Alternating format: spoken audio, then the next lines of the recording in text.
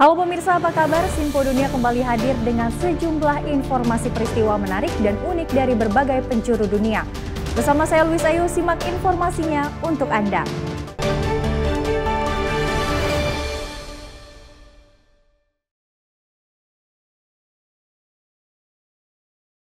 Kita awali informasi yang pertama, pemirsa. Kecelakaan udara yang banyak terjadi sekitar sebulan terakhir akhirnya menekankan kepercayaan warga Amerika Serikat akan keselamatan penerbangan komersil. Menurut survei AP North Center for Public Affairs Research, tapi angka ini relatif masih tinggi dibandingkan kepercayaan terhadap modus transportasi lainnya. Sejumlah kecelakaan pesawat komersial dalam waktu relatif singkat mengusik kepercayaan warga Amerika Serikat terhadap keselamatan penerbangan. Paling parah tabrakan antara helikopter tempur dengan penerbangan American Airlines. Di Bandara Nasional Ronald Reagan di ibu kota AS menewaskan 67 orang pada akhir Januari. Americans' confidence in airplane travel has slipped a little from last year, though Americans continue to believe that air travel is generally safe. That's according to a new AP NORC poll, which found that 64% of U.S. adults say plane travel is very or somewhat safe. That's down slightly from last year when 71% said that. About 2 in 10 adults now say air travel is very or somewhat unsafe, which is up from 12% in 2024. Survei diselenggarakan kantor berita Associated Press bersama NORC Center for Public Affairs Research pada 6 hingga 10 Februari. Tak lama setelah tabrakan di Washington DC, tapi sebelum terbaliknya pesawat Delta Airlines di Toronto, Kanada, yang mengundang kekhawatiran, tapi seluruh 80 penumpang dan awak pesawat selamat. Secara umum, warga Amerika Serikat merasa sama amannya terbang dengan pesawat, dengan berjalan kaki atau mengendarai mobil. Sebagai perbandingan, hanya sekitar separuh yang merasa demikian untuk perjalanan menggunakan kereta dalam kota, apakah subway, metro, atau KRL. Pengamat mengingatkan, meski penerbangan komersial saat ini relatif aman, penumpang tetap perlu memperhatikan panduan keamanan.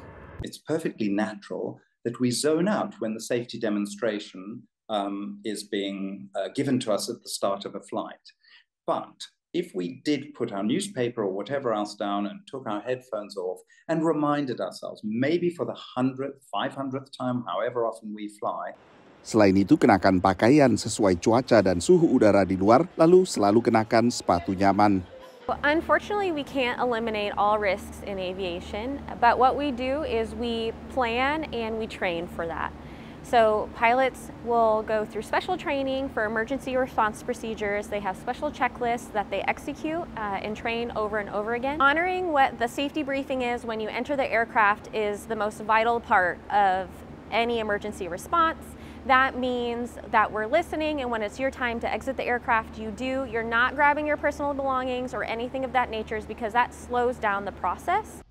Jajak pendapat terpisah yang dipublikasikan bersamaan dengan survei AP NORC dari YouGov menemukan bahwa 43% responden sama sekali tak takut saat mereka menaiki pesawat. 34% mengaku agak khawatir, sementara 17% mengaku khawatir. Dari Washington DC, Nova Purwadi dan tim VOA. Presiden Amerika Serikat Donald Trump umumkan rencananya untuk menerapkan tarif balasan bagi negara-negara yang dianggap tidak bersahabat dengan Amerika Serikat. Lalu bagaimana dampaknya ke Indonesia? Selengkapnya liputan berikut ini. Presiden AS Donald Trump umumkan rencana penetapan reciprocal tariff atau tarif timbal balik ke negara-negara yang mengenakan bea masuk bagi produk AS. For purposes of fairness, that I will charge a reciprocal tariff, meaning whatever countries charge the United States of America, we will charge them, no more, no less. In other words, they charge us a tax or tariff, and we charge them the exact same tax or tariff. Very simple. Gedung Putih mulai melakukan negosiasi dengan sejumlah negara guna meletakkan dasar penerapan tarif, meski rinciannya masih dalam proses finalisasi, menurut Direktur Dewan Ekonomi Nasional AS. There's going to be a lot more action on it today.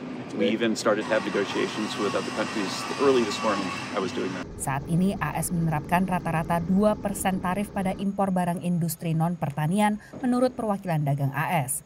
Ekonom melihat tarif timbal balik ini akan berdampak pada penetapan suku bunga acuan AS. The foreign tariffs are not inflationary for the U.S., but they do hurt U.S. exporters. It's going to be very tricky for the Fed to set interest rates in that world because these are shocks we don't normally see. So it'll be tricky for them to figure out what is going to be the effect of the retaliation, the tariffs, and then their retaliation on the U.S. economy. Very uncertain, a difficult job for the Fed. Memo Presiden ini bersifat tak mengikat dan butuh riset serta negosiasi lanjutan sebelum diimplementasikan. Belum ada jadwal pasti kapan tarif akan resmi diberlakukan. Sebelumnya, Trump umumkan keputusan untuk menetapkan tarif 25% untuk semua impor produk baja dan aluminium yang akan dimulai pada bulan Maret. Tarif ini akan berdampak pada pemasok baja utama Amerika Serikat seperti Kanada, juga Brasil, Meksiko, Korea Selatan, dan juga Jerman. Kanada juga mengekspor aluminium ke pasar Amerika. Analis menilai rencana tarif timbal balik ini akan bisa jadi pisau bermata dua bagi Amerika Serikat. Pada akhirnya negara-negara berkembang ini bisa jadi ke another scenario, bukannya tarifnya turun, malah higher tariff terhadap Amerika Serikat dan secara diskriminatif ya, tapi kemudian mengundang China untuk masuk gitu kan, karena mereka melihat bahwa ya China merupakan sejawatnya yang juga sama-sama diberikan ancaman dagang ya oleh Trump. Di sisi lain, gaya kepemimpinan Trump yang dinilai lebih transaksional akan bisa jadi peluang bagi Indonesia. Karena kan gayanya Trump adalah gaya bilateral, bukan multilateral ya. Pastinya Indonesia pasti juga akan mendapatkan peluang untuk kemudian didekati juga ya, baik itu dari sisi POV yang negatif maupun positif. Defisit perdagangan AS dengan Indonesia mencapai 17,9 miliar dolar pada tahun 2024, meningkat 5,4% dibanding tahun 2023, menurut perwakilan dagang AS. KBRI Washington menyatakan pemerintah Indonesia dan AS terus melakukan pembahasan untuk meningkatkan perdagangan dua arah antara kedua negara. Dari Washington DC, Virginia Gunawan dan tim VOA. Pemirsa, anggota Badan Kerjasama Antar Parlemen atau BKASP DPR RI, Syahrul Aidi Mazaat, mengusulkan agar negara-negara yang tergabung dalam APA membuat resolusi penolakan terhadap rencana Presiden Amerika Serikat Donald Trump yang ingin mengosongkan jalur Gaza dari penduduk Palestina. Dan hal tersebut disampaikan Syahrul saat mengikuti KTT ke-15 Asian Parliamentary Assembly yang berlangsung di Baku, Azerbaijan pada Rabu lalu. Dalam konferensi tingkat tinggi ke-15 Asian Parliamentary Assembly atau APA yang berlangsung di Baku, Azerbaijan, BKSAP DPR RI menolak tegas rencana Presiden Amerika terpilih Donald Trump yang ingin mengusir warga Palestina dari jalur Gaza. Anggota BKSAP DPR RI Syahrul Aidi Maazat mengusulkan negara-negara yang tergabung di ASEAN Parliamentary Assembly untuk membuat resolusi penolakan terhadap rencana Donald Trump yang akan mengosongkan jalur Gaza dengan alasan pembangunan. Menurutnya rencana ini melanggar kedaulatan sebuah negara dan sangat bertentangan dengan hak asasi manusia. APA ini atau ASEAN Parliamentary Assembly ini membuat resolusi yang khusus tentang Palestina dan di dalam resolusi itu harus membunyikan bahwasanya anggota parlemen Asia menolak rencana Donald Trump untuk mengeluarkan penduduk Gaza dari Gaza atau penduduk Palestina dari Palestina dengan alasan apapun, mau alasan membangun dan segala macam. Karena ini adalah politik Donald Trump yang sangat-sangat tidak menghormati kedaulatan sebuah negara atau rakyat yang sangat bertentangan dengan hak asasi manusia. Maka kita Indonesia tadi memberikan speech-nya juga mendukung apa yang disampaikan oleh Palestina dan kita sampaikan bahwasanya ini tidak boleh dibiarkan. Kita parlemen Asia ini harus kompak. Dari Baku, Azerbaijan, Andre Tiviar Parlemen melaporkan. Para petugas Bea Cukai dan Perlindungan Perbatasan Amerika Serikat bertanggung jawab untuk memeriksa barang-barang yang keluar dari negara ini. Salah satu tugas mereka adalah mencegah pengiriman mobil curian ke Afrika yang banyak dilakukan melalui pelabuhan Baltimore di negara bagian Maryland. Lembaga Bea Cukai dan Perlindungan Perbatasan Amerika CBP punya tugas sulit, yakni mencoba mencegat semua mobil curian yang keluar dari negara ini. Di Pelabuhan Baltimore, petugas menemukan ratusan mobil curian setiap tahun, sebagian besar menuju ke wilayah tertentu di dunia, menurut Adam Rothman dari CBP. I'd say 90 to 95% of every one of our stolen automobiles is headed to West Africa. Pencurian mobil adalah masalah yang terus meningkat di seluruh Amerika, menurut guru besar kriminologi dari Universitas Miami, Alex Piqueiro. There are people who are stealing cars and car parts to sell them very quickly in the local markets. And then there are people literally stealing cars and literally putting them on containers and selling them, shipping them all over the world, not just to Africa, but also to the Middle East and to Asia. CBP menggunakan mesin sinar X raksasa untuk memindai kontainer dan menentukan apakah kontainer itu mencurigakan dan harus dibuka. Manifest kontainer ini tidak mencantumkan kendaraan apapun, menurut Direktur CBP di Pelabuhan Baltimore, Adam Rothman. It's supposed to be only household goods in there. In this example, there's at least 3, probably 4 cars in that container. This container we just opened today, the vehicle on the top here, that Honda, we've already verified through the VIN number that car is stolen.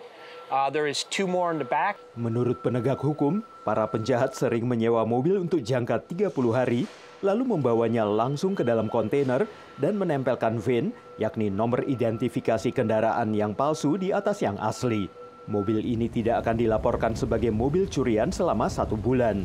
Dan pada saat itu, mobil mungkin sudah berada di atas kapal di laut lepas. Adam berharap bisa mencegat mobil-mobil itu sebelum berangkat. We noticed that the check digit on the VIN doesn't match what's supposed to be on a Ford truck. Pihak berwenang di beberapa negara di Afrika kini bekerja sama dengan Interpol untuk mencoba menyita kendaraan curian yang berhasil lolos dari pemeriksaan di pelabuhan Amerika. Namun kerjasama itu tidak konsisten menurut Profesor Piqueiro. Some governments will play nicer and other governments won't. You can't search every container. That's why the security at the port is so critically important. Dengan banyaknya pembeli yang mencari diskon dalam membeli mobil bekas dan seringkali tanpa bertanya asal-usul kendaraan, maka kemungkinan besar tidak akan terjadi perlambatan dalam peredaran global kendaraan curian. Dari Washington DC, saya Helmi Yohanes dan tim VOA. Terima kasih pemirsa masih tetap bersama kami di Sinpo Dunia. Informasi kami lanjutkan. Inflasi kembali menguat di Amerika Serikat dengan peningkatan harga makanan, bensin, hunian hingga layanan. Sejauh mana inflasi ini bisa dikendalikan kebijakan pemerintah Trump dan juga secara terpisah oleh Bank Sentral alias Federal Reserve? Informasinya selengkap ini. 2 indikator utama laju inflasi menguat. Indeks harga konsumen dan indeks harga produsen Amerika Serikat menunjukkan peningkatan signifikan masing-masing 3% dan 3,5% dibandingkan tahun sebelumnya. The cost of housing is still going up. Services were still expensive. Good prices were going down, largely from recoveries from the pandemic, and that progress is largely stalled. Inflasi sempat melampaui 9% pada pertengahan 2022, membuat Bank Sentral Amerika Serikat atau Federal Reserve menaikkan suku bunga acuan 11 kali, sebelum akhirnya mulai menurunkan lagi suku bunga pada akhir 2024. We are doing pretty good in terms of the unemployment rate, which means people are working, people are making money, and when people do that, they spend, and that high spending is keeping prices high. Meski analis mengatakan ia mewarisi ekonomi yang stabil, Presiden Donald Trump menyalahkan kembalinya inflasi kepada pendahulunya Joe Biden. This was caused by Biden. I had 4 years of virtually no inflation, so I'm just taking over. Sebagian ekonom menilai sejumlah proposal yang diusulkan pemerintahan Trump bisa menguatkan perekonomian. Particularly corporate tax cuts, potential more tax reform, some of the deregulation will also boost the economy. Meski demikian, kemungkinan tambah kuatnya inflasi dengan beragam ancaman tarif dari pemerintahan Trump juga mencemaskan banyak pelaku usaha dan pembuat kebijakan. Perhatian pengamat dan juga investor di Wall Street baru-baru ini tertuju pada diterbitkannya notulensi rapat The Fed untuk bulan Januari saat Bank Sentral memutuskan untuk mempertahankan suku bunga acuan pada level 4,25% hingga 4,5%. Bahkan sejumlah anggota Komite Pasar Bebas Federal menganggap bahwa angka ini sudah mendekati angka netral. Ini lebih tinggi dari ekspektasi investor tadinya, sebesar 3%. I think the market is digesting the minutes from the FOMC meeting and realizing that this group of incredibly intelligent economists don't have more insight into future fiscal policies than any investors do. We have confidence that there is a commitment to stability, but the market is showing us here today still with a kind of muted response that investors are going to focus where they see visible earnings growth, but are still waiting cautiously to see what the policies look like in the next few months. As long as the economy stays good and inflation stays where it is, the Fed governors are very comfortable doing nothing at all. They don't see any need to ease further. Notulensi The Fed menunjukkan pejabat bank sentral masih optimistis inflasi bergerak ke target 2%. Dari Washington DC, Nova Purwadi dan tim VOA.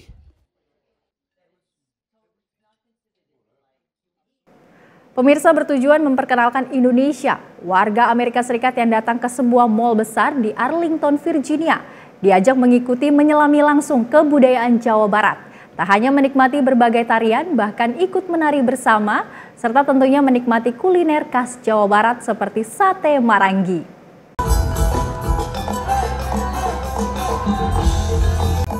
Suasana mall di Pentagon City, Arlington, Virginia terasa berbeda akhir pekan itu. Ada tari jaipong, wayang golek cepot, dan sate Marangi. Juga tari ketuk tilu yang mengajak pengunjung ikut menari di atas panggung. It's always good to see Indonesia here because orang Amerika tidak tahu apa saja tentang Indonesia. Memang itu apa hilang dari pendidikan kita. Mungkin tentang gunung api, mungkin sedikit tentang itu aja orangutan, Fernanda, asal Chili, senang karena ia dan kedua orang tuanya mendapat cedera mata totopang, ikat kepala khas Sunda. It's really good to share our own cultures, to share it with other people that don't really know about it. I love these kind of things. It's really good. Charlie, Fernanda, dan para pengunjung lain di mall diajak untuk menyelami kebudayaan Jawa Barat dalam acara West Java Experience dan Nationalism of Indonesia. Kenapa kita pertama pilih di mall? Waktu kemarin itu sudah pemikiran untuk kita lakukan di suatu gedung yang tertutup gitu ya. Kemudian kita berpikir kalau kita melakukan di dalam gedung berarti nanti kebanyakan hanya untuk orang kita aja. Padahal kita kan maunya experience kita ditularkan, terutama ke penduduk sini ya, di DMV ya.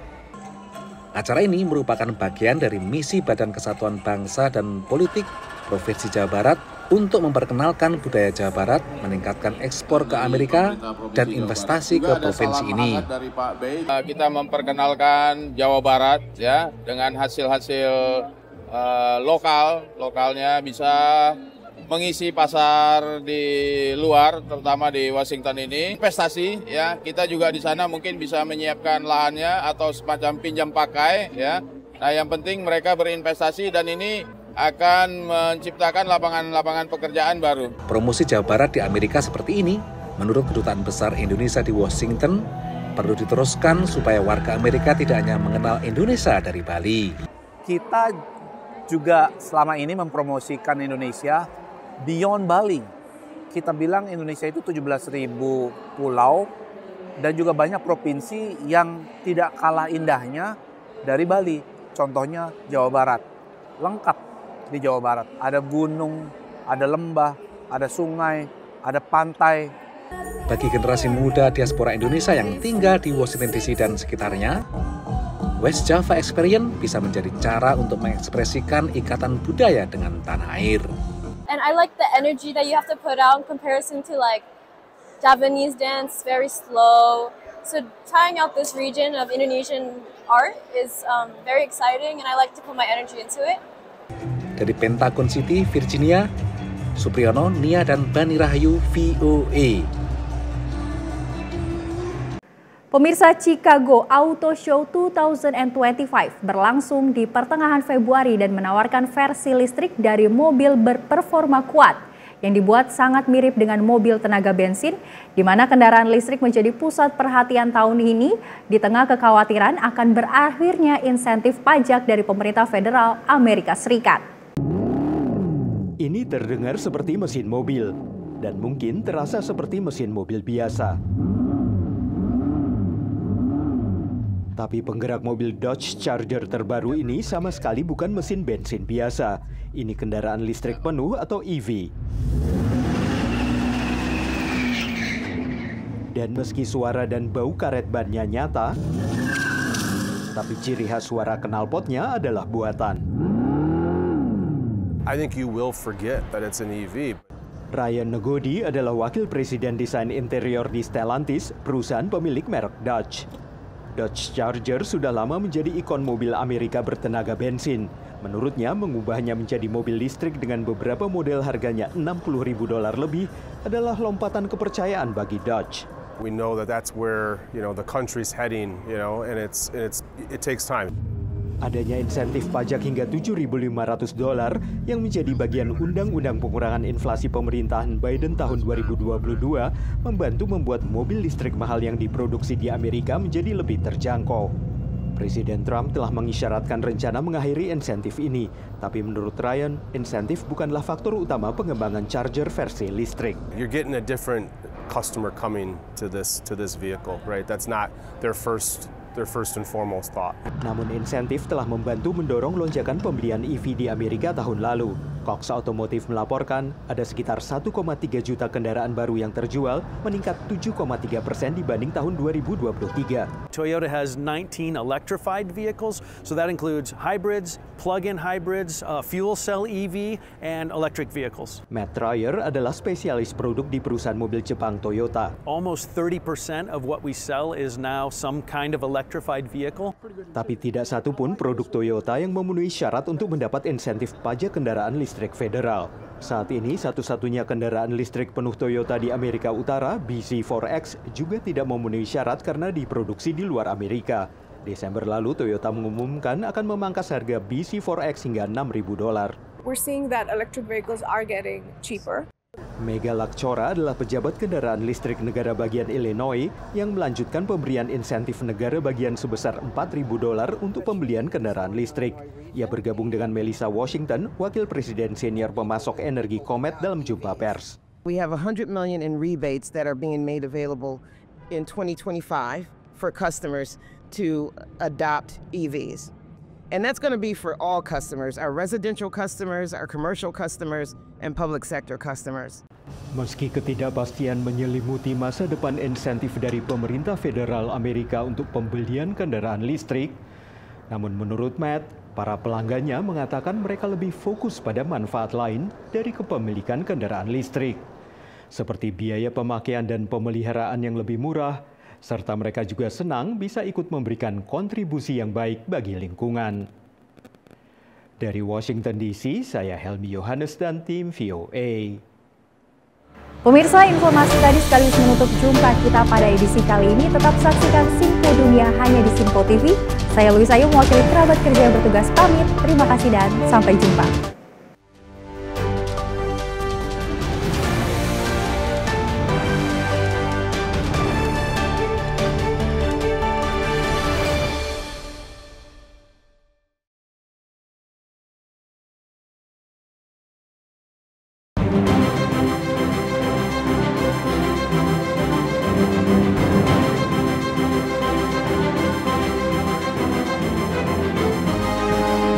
Simpo TV, News, Sport, Entertainment.